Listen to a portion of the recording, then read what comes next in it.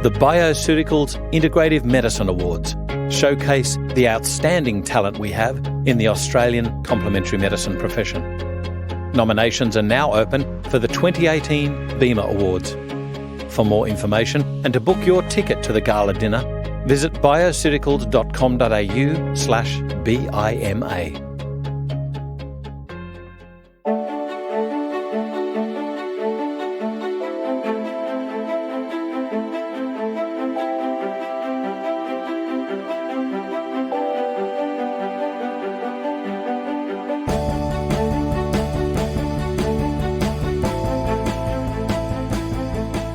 This is FX Medicine. I'm Andrew Whitfield Cook. Joining me on the line today is Kate Powe, who's a Sydney-based naturopath with a passion for helping women restore their hormonal balance and achieve whole body health. Kate's passion for women's health is born of her own battles with hormonal issues and endometriosis, a confounding condition to say the least. It was through her own journey of healing that she was drawn into the world of natural medicine. Now she lives and breathes it, with busy clinical practices and as a sought-after writer and blogger. She's a self-professed biochemistry and pathology nerd who loves blending evidence-based science with the ancient wisdom of herbal and lifestyle choices for healing. Her interests include MTHFR methylation issues, women's health, hormones, endometriosis, PMS, nutritional ketosis, low-carb, high-fat diets, and others. Kate, I warmly welcome you to talk about endometriosis and your journey with that condition today. Thank you, Andrew. It's really lovely to be here. Thank you. Now, Kate, as we've discussed, you have your own journey, but I think, can you take our listeners through your background? Because I love this nerding, this nerding out of the biochemistry, and I think it is often overlooked, indeed even trivialised by certain comedians and medical professionals who say, you know, what is an evidence-based vitamin, dibba-dabba-da, they'll say that's medicine. That's absolute rubbish. Yeah. You can't patent it, and therefore a pharmaceutical won't put the marketing and evidence into it. You can't patent an egg. So talk to us about your background and how did you come to specialise in women's health? Yeah, well, I guess, my background actually was in corporate industry, sort of software and investment banking and that sort of thing. And I guess I've always had a bit of a passion for, both that scientific sort of model of things, but as well this sort of esoteric fascination between humans and our potential for healing and change and growth. And so I'm interested in both aspects, I guess, a bit of a detective. So through my own journey of, endometriosis, I guess I'd been suffering since my late sort of teens and early 20s with really severe heavy cycles and bleeding and, depression and bloating and all the things that go along with endo. And it had a massive impact on my own corporate life and how I could perform in my role, socially, on a work level, relationships, everything. So I guess I'd been put through the gamut of medical solutions to endo. So I'd been on, multiple types of the pill, oral contraceptive pill, of progestins, of a whole pile of things. And nothing really worked for me. So I guess it was, out of my own desperation in my 30s that I finally went to a GP who had the foresight to finally be the one, GP that picked up that it's endo. And from there, I sort of went, what's that? I've never heard of it before. And that really sparked my interest then to think, okay, I need to delve into this and find out what it is and why it's taken so long for someone to diagnose this condition in me, and how can I heal it, either medically or naturopathically. I had interest in both because, as you said, for me, the passion comes from looking into the biochemistry of the body and what's the body doing on a mental, emotional level, as well as a literal physical, how did it get there, what's the process of it happening in my body. So it sort of sparked this interest in naturopathy, but also in that really understanding the mechanism of the disease and what's happening. And that's an ongoing process. I don't think anyone has the absolute answer, but it's a fascinating journey to explore. No, I think this is one of the, to me, confounding and frustrating. It makes me want to scream, seriously, that like with the prevalence of endometriosis that we don't know about and the absolute, it's not just frustration, like some ladies are in absolute agony. I've heard of stories, of people, losing their bladder and having fistulas and things like that. Like this is not a little bit of bloating and cramping. I think this is way trivialised, and I think it's abhorrently misdiagnosed. Given its prevalence and its commonality, it's abhorrently underlooked into. Why? Absolutely. And the frustrating thing, I mean, I find this is astounding to me. So just on a statistical level, the cost per woman of endometriosis in Australia is over $12,000. And looking at larger diseases, say diabetes, which is, a warranted condition which we all need to look into, but that's one of the most targeted, chronic conditions in Australia. It costs directly, healthcare costs, just $1 billion annually, whereas endo is $2.5 billion directly in healthcare costs. And we just don't have information out there on it. And as you said, women are chronically underdiagnosed and nobody is taking this condition seriously. So we're on a mission. So given that you've been on that end, the patient end of the diagnosis yourself, what insight can you give for our listeners, our practitioners, on how to approach or reassure clients or even to look further? Yeah. So I guess the nice thing about having experienced it is always it gives me an eagle eye for detecting it, so it's on my radar 24/7. Yeah. And it's my mission to help other people have it on their radar too, other practitioners. But, supporting clients, it's really to take them seriously and to reassure them that their level of pain or symptoms aren't normal and they're not crazy and they have a right to, really talk about it.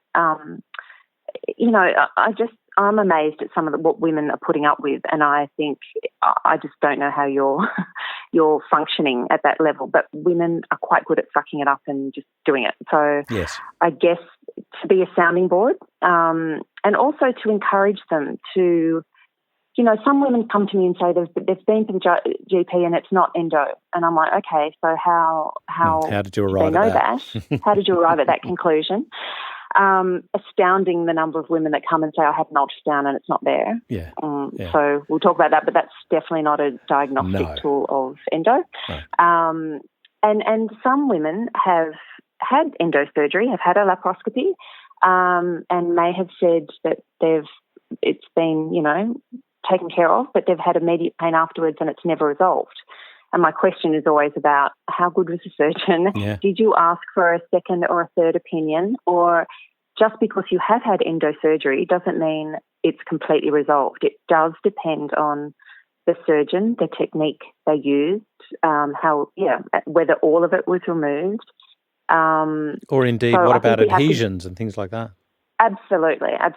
So I think we have to be a little bit more savvy and a little bit less just taking the first opinion or, be a bit more educated about what it is and what you need to look for and to keep jumping up and down and asking questions. If you're not feeling better, go for a second, third, fourth opinion and find out what the issue is there. So, Kate, women's health is obviously not everybody's forte. I've got to ask from a male perspective, what tips and advice can you give practitioners on how to navigate this condition area, indeed for males especially, how to be more aware of women's issues in this regard?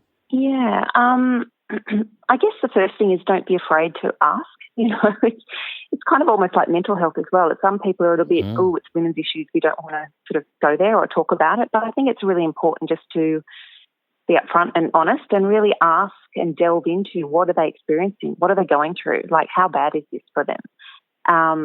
Because the support, as we said, is not just about the physical, but it's also mentally, how to support them mentally and emotionally through the stress and the strain of going through, women's health conditions. So, and I guess, it's that there's also the idea that women's health sometimes is simple, like it's just, you just give them Vitex or licorice and peony and that's all women's health issue is, Yeah.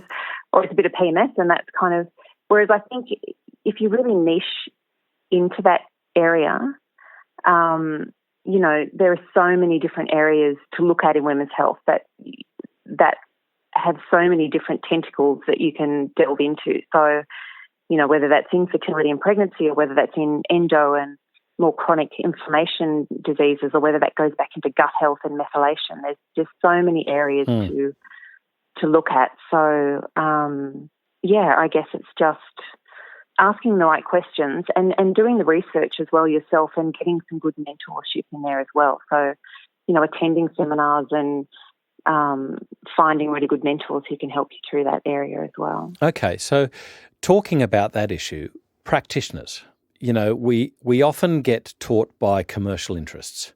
Where should we rather be looking? And I'm going to spruik one here, like my heroine for female conditions, and that is Ruth Trickey, enjoying her retirement in the Northern Rivers now. Hi, Ruth. But what other resources can you point Australian practitioners to where they can get really good advice? Endometriosis.org, for instance. Yeah, definitely. That's a fantastic resource there. And there's, I will say, just to be a bit careful, sometimes those endo groups can be a bit, antagonistic, but that Endo Australia is fantastic. There's some great practitioners out there who are really leading the forefront in the area too. So people like Lara Bryden is an amazing hormone expert. Yes. Rachel Arthur is brilliant, not specialising in hormones, but just such a wealth of knowledge. And Andrew Orr is another fantastic guy that's doing a lot of work with endo as well. So yes. It's seeking out those people who are quite specialised or quite, broad in their approach, and just learning as much as you can from them. So. Yes, indeed. For our listeners, Lara Bryden has the Period Repair Manual, which to me is a seminal text. But have you done any work yourself? Have you written any books or blogs or? Yeah. I've got several blogs on my website, which you're more than happy to look at, and also I've got an ebook out as well called Beyond PMS: Understanding Endometriosis. So that's available as a bit of an endo resource for people as well. Wonderful. So going back to that question that we spoke about at the beginning, how often do you find endometriosis is missed or undiagnosed in the women that you're seeing? How and what do you do? Do you refer them back to certain practitioners like, Dr. Natasha Andriadis? Yeah, look, all the time. It is so commonly missed. I would say, 90% of my clients that come in have never even heard of it, or it's, as I said, it's on my radar all the time, and I immediately refer them back to a GP, at least to get, a diagnosis and further investigation via laparoscopy or, ultrasound, transvaginal ultrasound, just to try and pick up anything else that's there. So, and people are quite amazed, like I was when I was first diagnosed, because people don't know what it is or have not heard of it before, and I think it gives them a relief to think, oh, this could be, the answer to my condition woes, rather than me just suffering through PMS or a bad period. So, I do like Lara Bryden's words that it is not women's destiny to suffer from periods all their life. That is not a normal state of being, And I'm not religious. Re-education. That's right. I am not religious at all, but it is certainly not from eating an apple. Yeah. Correct. That whole don't get me started on and that. And Lara's also very great about, women aren't just small men. Like that a lot of medical diagnoses and research has been done on men, and we just transpose it onto women. But we're completely different beings and hormonally completely different. So we do need to start focusing on women's health as quite a specialised area. Absolutely. Yeah. Looking into that, when you're referring back to a GP, do you have recommendations that you make, and how do you begin a dialogue for, let's say, a GP that might not be open to natural therapies? Yeah, and there are a lot of them. So it's great if you can find, actually, there are some great, I'll start this by saying there's some fantastic gynos out there who are open to naturopathic sort of, complementary treatment. So that's great. Yep. But look, I'm also not averse to medical intervention where it's needed because, again, I think this is such a chronic, systemic, inflammation-based disease that we need to put the patient first, basically, and not trying to, manage it because we believe naturopathically over medically. It's not about us; it's about the patient. So, thank you. I do definitely. Here's my little rundown. This is how I start, basically, and usually it's if pain management. So things like I will use ibuprofen when relevant. When painkillers, natural medicines haven't worked, ibuprofen can actually cut bleeding by half, which is a fantastic, result for someone that's really bleeding heavily and has a ferritin of 8 or something. So it's almost about stemming what's happening initially and then working through naturopathically to fix and mop up and reduce inflammation, etc. So, and there's other medical intervention that I often ask to have investigated by a GP as well. So I might look, if menorrhagia is a really strong part of the picture, to look at things like to first get them checked for any bleeding, clotting disorders. So have those panels run, but a drug like tranexamic acid or cyclocapron is really great if there's no history of stroke or thromboembolism or that sort of thing. It's great at stemming bleeding. It's a great anti-hemorrhagic. So again, as a temporary measure to sort of stopgap until we can work out, a longer-term process, then those sort of medications I think are quite useful. Can I ask you to delve a little bit into the inflammatory nature of bleeding and the use of things like potentially, maybe, fish oil, where most practitioners might think that it might be an anticoagulant action instead of its anti-inflammatory action on inhibiting bleeding, certainly in periods?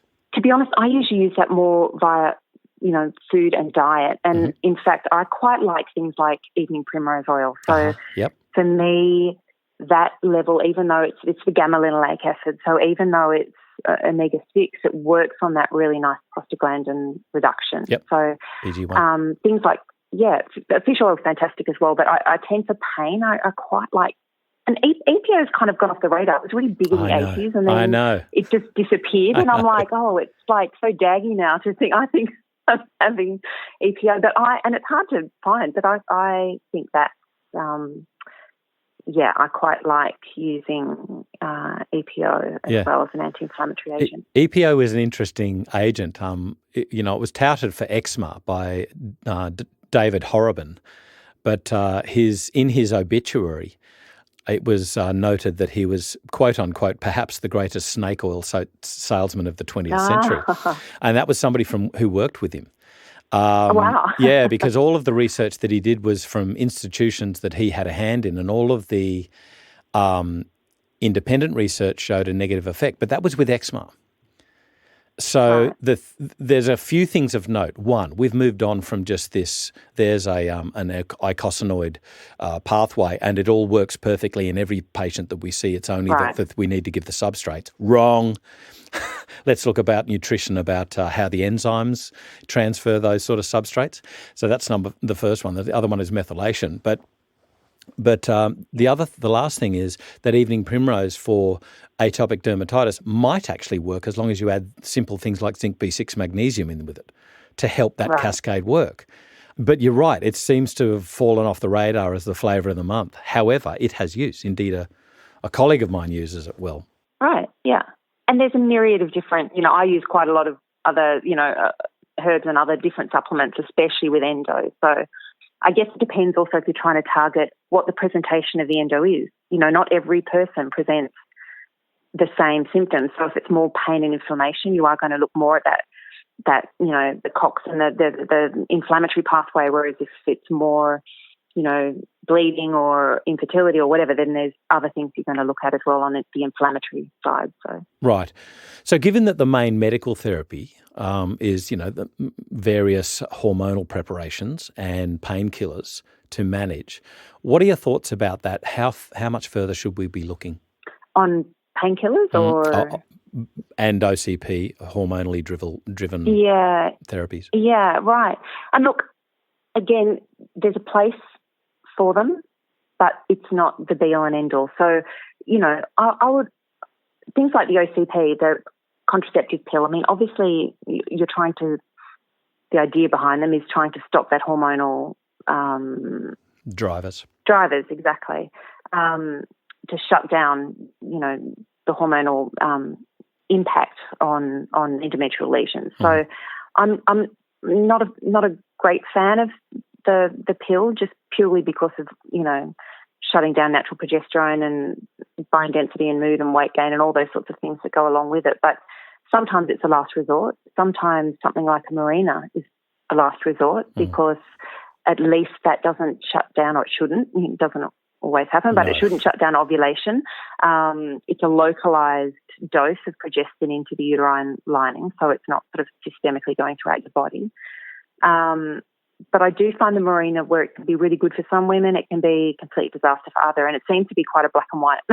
There doesn't seem to be an in-between that I've noticed with Mirena. So, sometimes they need to be considered, but other times I would be, looking at other more natural treatments to see if we can stop that stimulation of estrogen on endometrial lesions. And I guess that's the other thing, is that we have to remember that, especially with endometriosis, it's not necessarily a hormonal condition.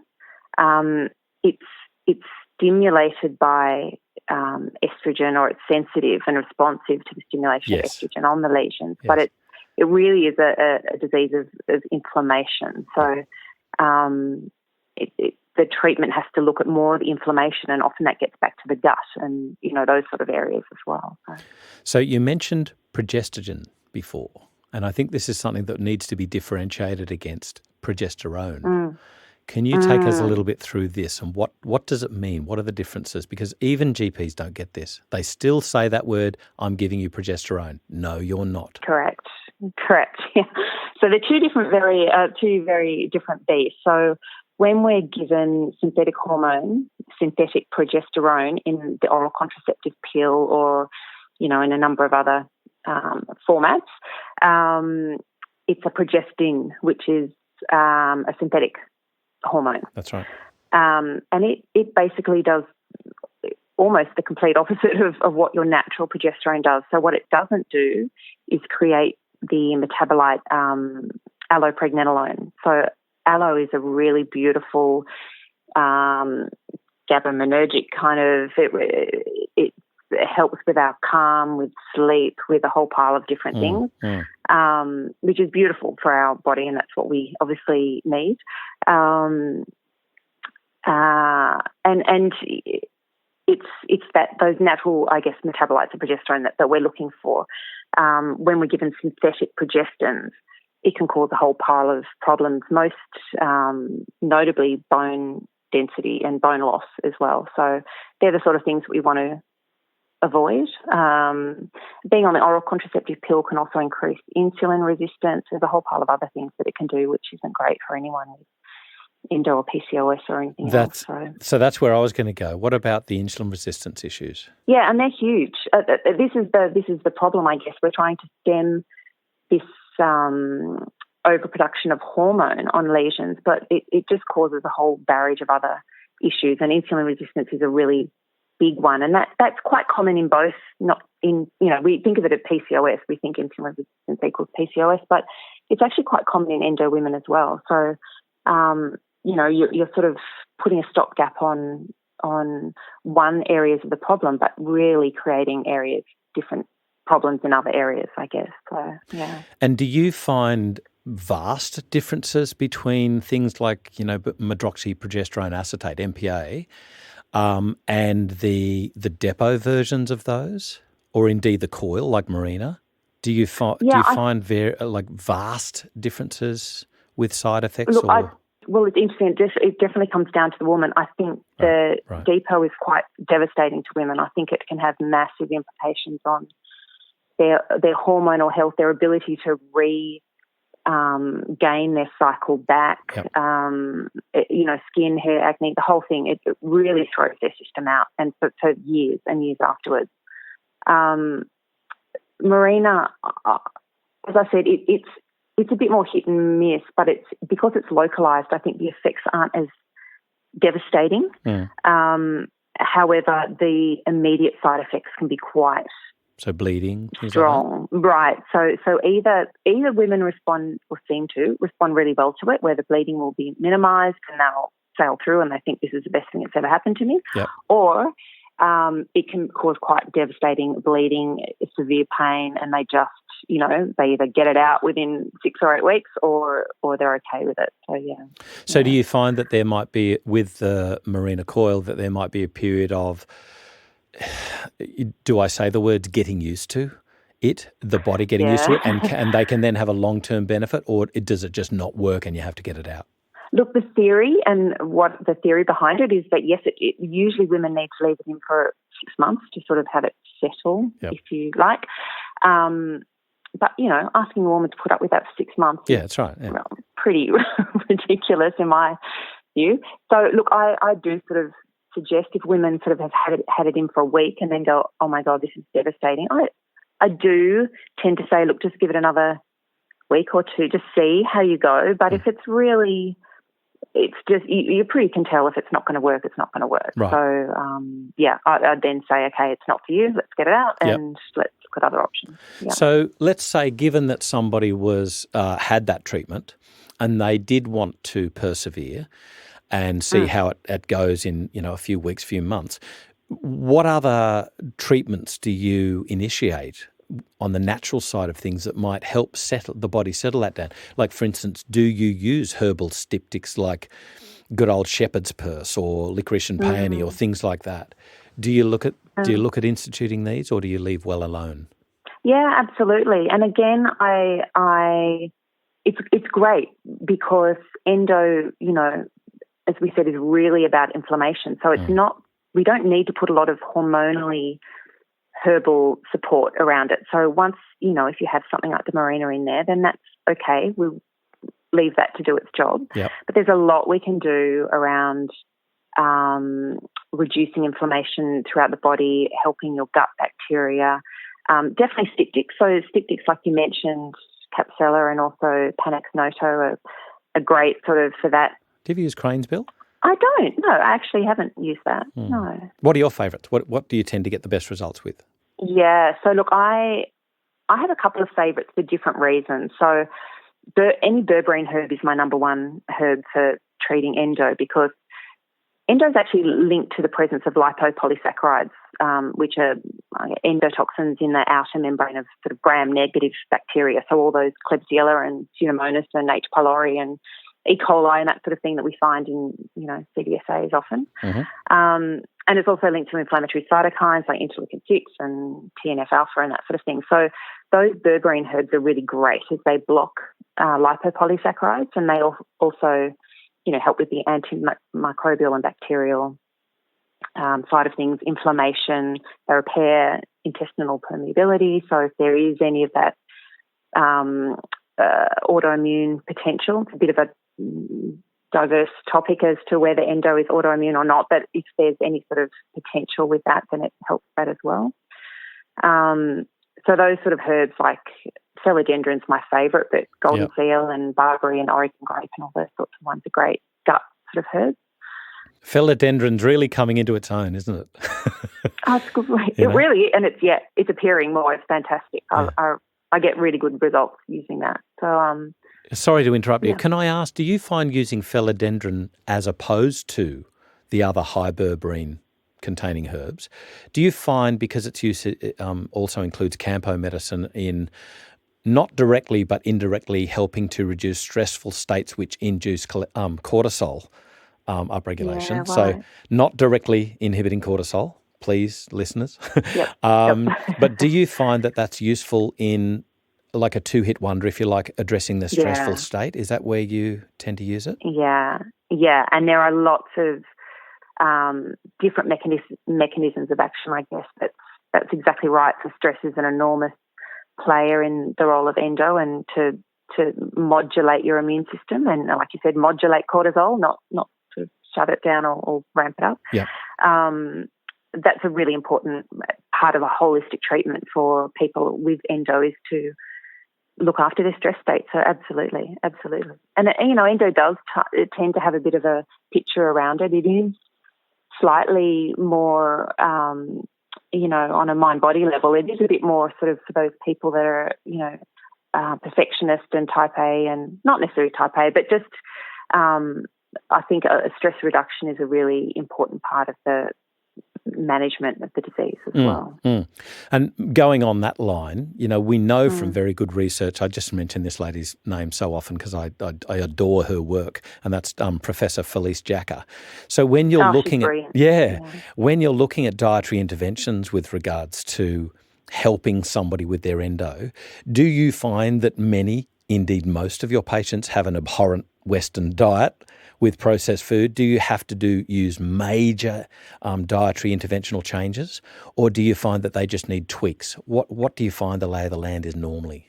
Yeah, look, I think it's about educating women on what a great healthy diet is, and sometimes that can be masked, depending on other factors that are going on. If they're a really high histamine person, they might be thinking their diet is beautiful and clean, but they're eating a whole pile of inflammatory foods for them. So it's a matter of taking a really good case, I guess, and going through what's right for them. But, there are some basics, obviously, which especially are going to help with endo, which are sort of taking out the major things like, dairy and gluten are often quite inflammatory type foods.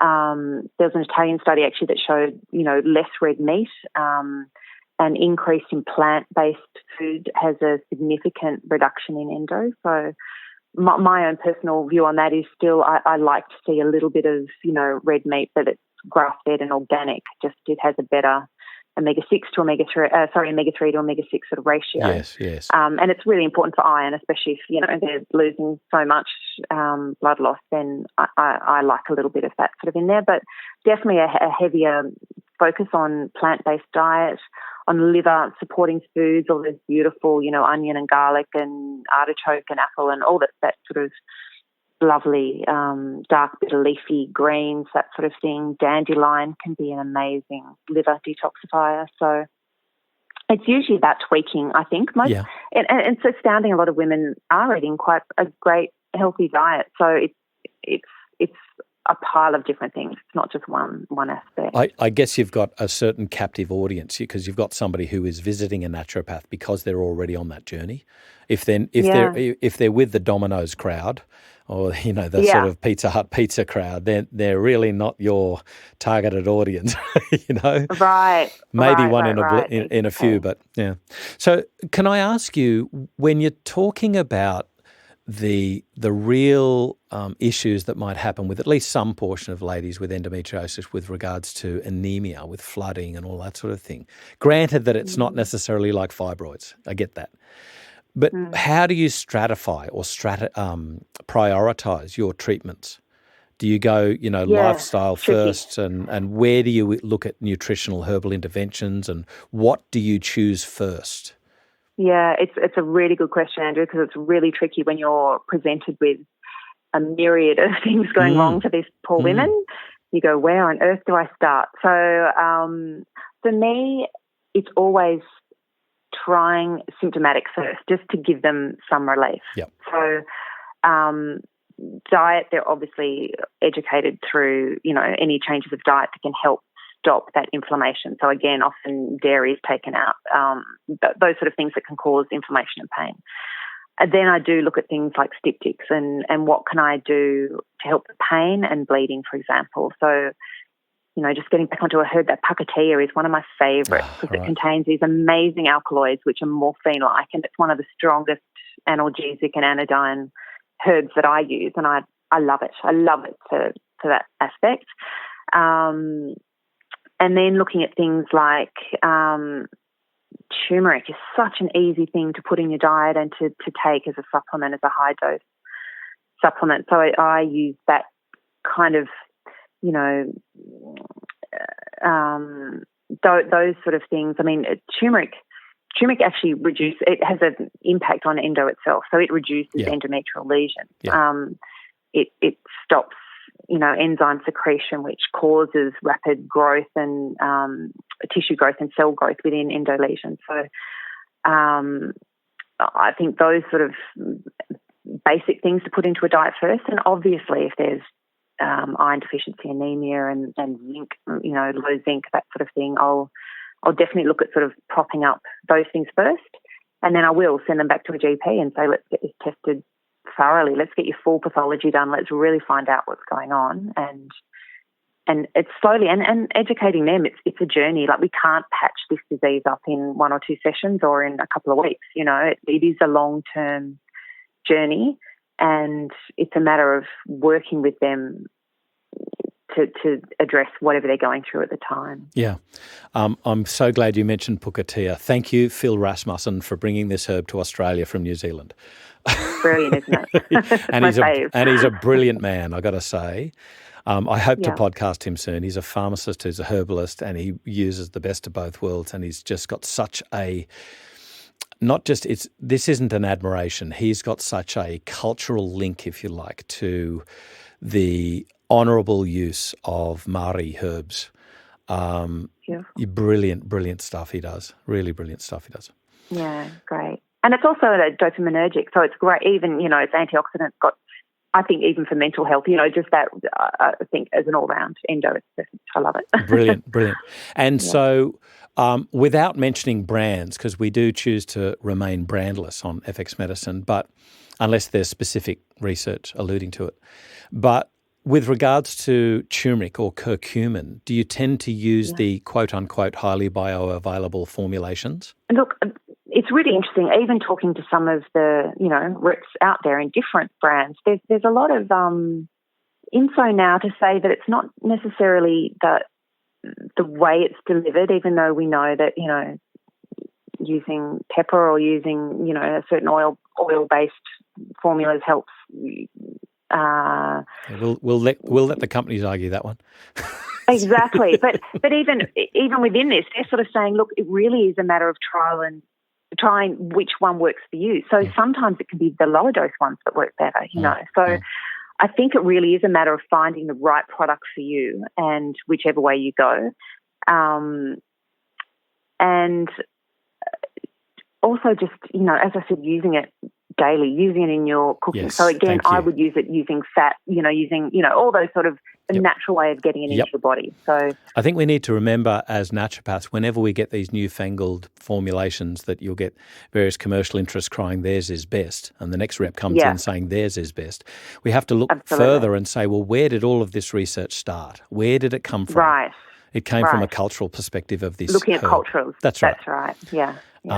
So I love the culinary quote or culinary / therapeutic use of turmeric in things like cooking, Absolutely. And the same goes for things like ginger, those same properties. It's such a beautiful and we often think, we'll just stick a little bit of ginger in something, but it's such a beautiful herb. It's a great circ stimulant for any of those sort of reducing blood stagnation and to increase that peripheral blood flow, and it's analgesic and lowers prostaglandins, and there's a whole pile of things which ginger does, which we sort of forget about. Yeah, that's right. And the hotter the better. Yes, exactly. Love it. Get your body, stimulated. What else? Like, let's say, given that certain populations don't like ginger, don't like licorice, I think these are two of the more common herbs where people have an aversion to. For instance, even in things like flavouring, or like I'd use ginger even just in a very tiny dose, just as a warming sort of agent. Some people would refuse it. What then do you do? How do you wend your way through therapy? I guess it is also finding out what they will like. And you're right, it's about working with the client. You have to, it's no use saying you have to eat this or do this or take this when they're just like, it's not going to happen. So, cruciferous vegetables, brassica family, some people love it, some people hate it. And I think, they're fantastic to take, all your Brussels sprouts and broccoli and cabbage and all those sorts of things. For that liver sort of detoxification and estrogen detoxification. On a supplement side, then there's lots of other things we can look at. Things like, N-acetylcysteine is amazing. There was actually and there, so many ways to supplement that, which is great.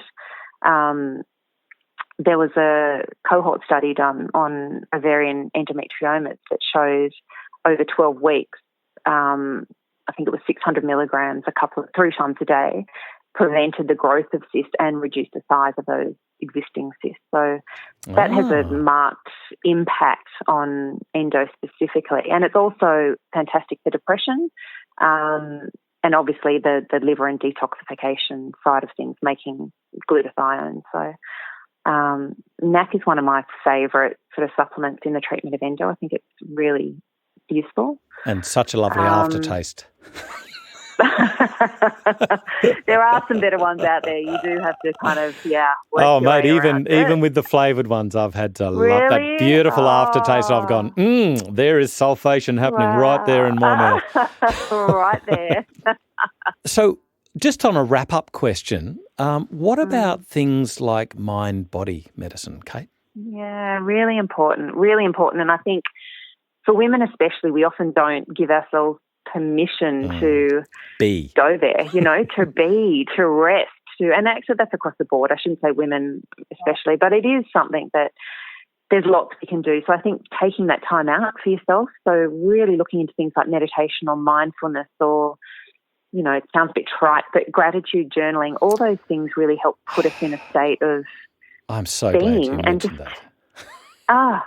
We just forget it in this busy, busy, busy world. So I think that's really important. And there are, other sort of techniques. There's Mayan abdominal massage. There's a few other things that specifically can help for symptomatic relief. But I think the biggest thing is also just not letting the disease define who you are and finding mechanisms to manage that yourself. So it's quite hard when you've been battling this condition for a very long time, and you can become quite cynical to people who are just like, just take a Panadol, and you just you get quite so when a diagnosis is made, it is quite normal to sort of own it and then not want to let go of it because you've finally got validation that you have this disease. So in my perspective, it's more about if we set up this mentality of it's an us and them attack within our body, or we have to fight this condition and it's a struggle, then we're really giving the power over to something else other than it's us. It's our body. It's still our cells and our immune response that's happening. So if we work with our body, I guess, and treat it with kindness and respect and not hatred, then we're more likely to learn and grow and heal through that process. So whatever we can do. I'm so glad you mentioned gratitude. It's something that Lise Alschler constantly reminds me of. Indeed, my wife constantly reminds me of having gratitude for things in your life, and how that. I'm not being esoteric. I'm rather physically based, and I'm thinking, just that gratitude can change biochemical processes. Absolutely. For the better. I love the way that you included that, so thank you so much. And I've got to say, obviously you are somebody who has owned, shall I say, this disease process, disorder, condition, because of your personal journey. But I love the fact that you have taken charge of this and said, I need to help others. And not just in a way that says, let's go down the supplement bandwagon, but you look at the patient first, and whatever they need is whatever they need. So, Kate, I've got to say thank you so much for joining us on FX Medicine today. I look forward to podcasting with you in the future on other conditions as well. Thank you, Andrew. It's been a real pleasure. Thank you. This is FX Medicine. I'm Andrew Whitfield Cook. FX Medicine is your gateway to news, resources and information on the safe, evidence-based approach to practicing complementary and integrative medicine. Visit fxmedicine.com.au to sign up for e-news and stay up to date with the latest research, podcasts and industry information.